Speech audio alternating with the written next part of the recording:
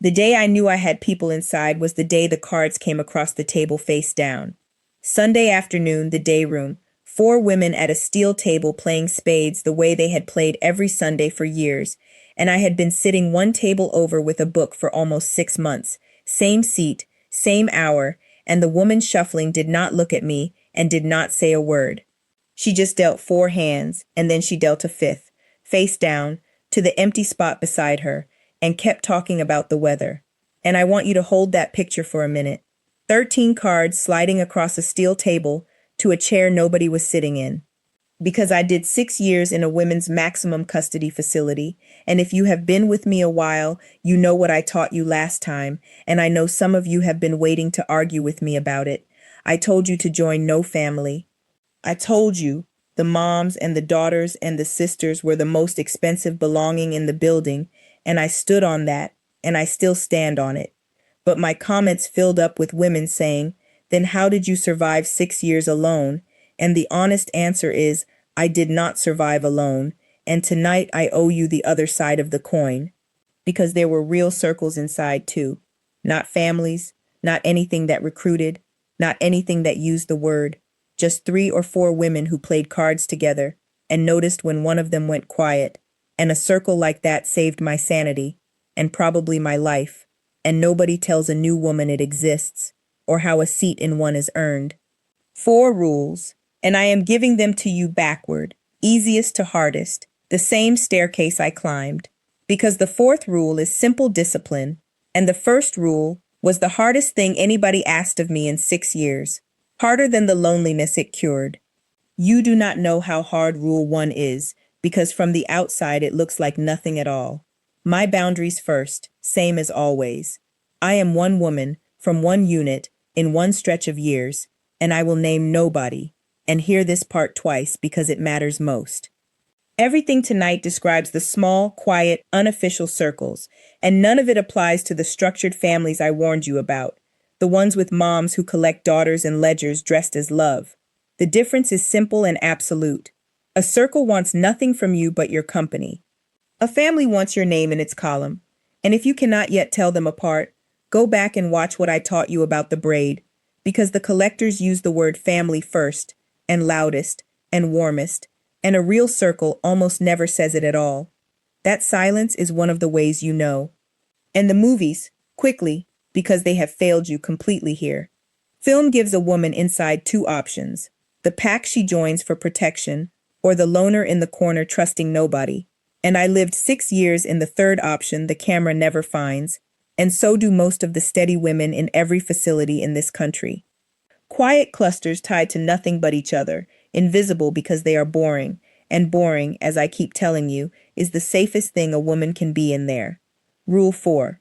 The door you knock on is a schedule, not a person. You do not ask to join anything inside. Asking is the one move that cannot work, because a woman who asks is a woman who wants, and you know by now what that building does with wanting. What you do instead is become a fixture. Same table at chow when the seating allows it. Same lap of the yard at the same hour. Same day room seat, one of the unclaimed ones. Learned the way I taught you to learn everything, watching first. Presence is the application. 6 months of Sundays, I sat one table over with my book, reading my own mail, carrying nothing I heard, and I promise you those women were reading me the entire time the way farmers read a sky. Is she consistent? Is she clear of debts? Does she repeat things? Does drama follow her through doors?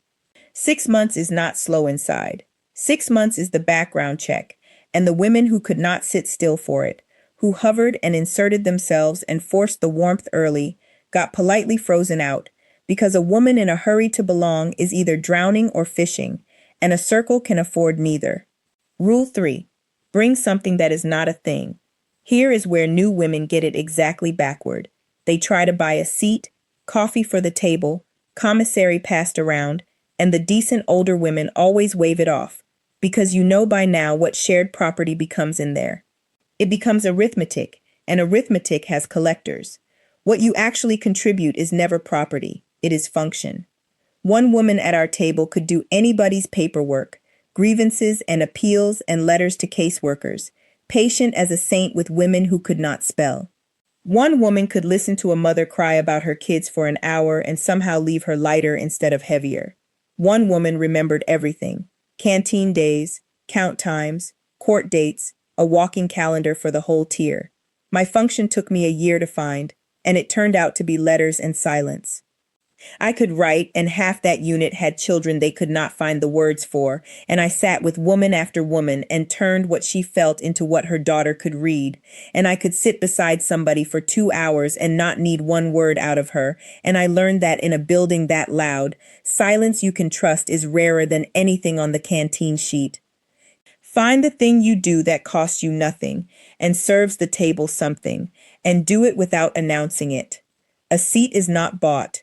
It is justified, quietly, every week. Rule 2. Their business dies in you, and so does yours. And you already know I paid full price to learn this one. I told you about my first year, the one sentence I repeated meaning something like sympathy, and the 2 years I spent marked as a mouth because of it. That failure is the reason I even qualified for a circle by year 3, because I had done my time in silence, and the unit had watched the label starve. But hear the deeper version now, the circle version. Around that Sunday table, I heard things said out loud that would have been currency anywhere else on that unit. Whose appeal had died? Whose man had stopped answering? Who was terrified of her board date? And who had not seen her children in 4 years? And whose mother was sick with nobody to nurse her? And the entire architecture of the circle, the whole load-bearing wall, was that every one of those sentences was buried where it landed. Not carried to other tables as concern, not whispered as prayer requests, buried. And the counterweight, so this never reads absolute, because you know I do not sell absolutes. Holding confidence never means holding danger.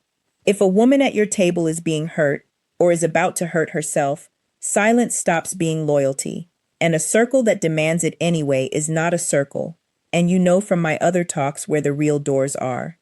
Walk her to one. Stand near her while she knocks. Rule 1. And here is the summit. The hardest thing I did in 6 years. Harder than the phone. Harder than the mail. Let yourself be corrected and thank the woman who does it. It sounds like nothing. Listen to what it costs. I walked in at 23, certain that being told anything was being disrespected, because where I came from, correction was a challenge, and a challenge demanded an answer. And that reflex is exactly what fills the segregation cells. A circle cannot exist without correction, because correction is the entire product. Those women saved me from a debt I did not see coming, a friendship that was a hook wearing perfume, a habit drifting toward a ticket, and every single rescue arrived as an older woman telling me flatly that I was wrong. The first time it happened hard, over a kindness I had accepted that I should not have. I lay on my bunk that night with my pride bleeding and did the arithmetic, and the arithmetic said that woman had just handed me 15 years of her mistakes for free, and my pride was the only price, and pride, I understood for the first time, was the one possession I owned in there worth nothing at all. The girls who could not pay that price stayed alone, or got collected by the families, because the families never correct you, they only claim you. Wanting to be right is loud. Wanting to be better is quiet. A circle only has room for the quiet one. So there is the staircase, top to bottom, the order you would live it. Be teachable, bury everything, bring your function. Let your schedule knock on the door. The limits, honestly. One woman, one unit, one era, and some units are too chaotic for circles like mine to survive. And I had luck I did not earn. A table that happened to have room, and no rule I own guarantees anybody anything. Comments carefully. No names, no facilities, no case details. If you found a real circle inside, what was your function? What did you bring to the table? If you worked those units, tell me honestly whether you could see the difference between the circles and the families from your side, because I have always wondered. And if you are waiting on a woman inside tonight, tell her this one thing, that the women worth sitting with are watching how she takes correction, not how she gives it. Next time the video I have promised too long, the older women who raised me in there, because tonight was really about them and they have earned their own hour. I will end at the steel table. 13 cards, face down, 6 months in the making. People out here ask me what I miss about that place, expecting me to say nothing, and mostly nothing is the answer. But I sat at a table for 3 years with women who knew my worst day and kept it, who corrected me and asked nothing of my gratitude, who dealt me in before I ever asked. Out here, I have watched free women go whole decades without one table like that. So no, I do not miss the building. I miss the cards sliding across the steel. I have spent every year since trying to become the woman who deals the fifth hand first.